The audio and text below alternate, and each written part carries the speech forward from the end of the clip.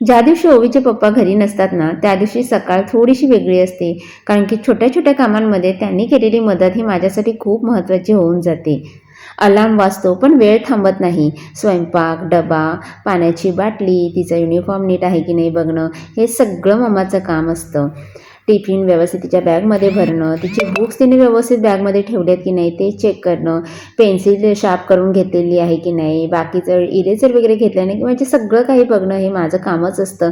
आणि ज्या दिवशी मी हे सगळं चेक करणार नाही ना, त्या दिवशी काही ना काही माझी ओवी ही घरी विसरलेलीच असते. त्यामुळे हे काम माझं ना खूप महत्त्वाचं असतं सकाळचं.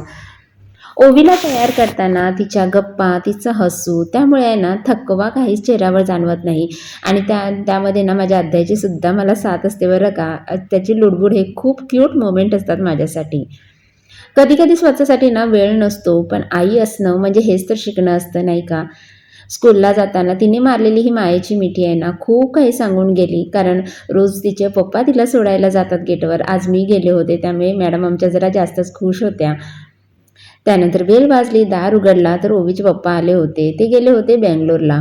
प्रवासाचा थकवा त्यांच्या चेहऱ्यावर दिसत होता, पण घरासाठीचं प्रेमसुद्धा त्यांच्या डोळ्यात दिसत होतं. येताना खूप सारी मिठाई घेऊन आले होते. त्यानंतर आवरून परत मग ऑफिसला जाण्याची तयारी करतच होते. पण क्षणभर बसून आम्ही ज्या गप्पा मारल्या आणि तो क्षण आहे ना, माझा संपूर्ण दिवस माझा खास करून गेला. आणि मग त्यानंतर पुन्हा सुरू झाली त्यांना ऑफिसला जायची घाई. कारण जबाबदाऱ्या हा कधीच थांबत नाही, नाही का? असं असतं आयुष्य, थोडी धावपळ, थोडा थकवा आणि मध्येच येणारे हे गोड क्षण सगळं सुंदर करून जातात. आई असणं म्हणजे जबाबदारी, बाबा असणं म्हणजे साथ आणि घर म्हणजे प्रेम.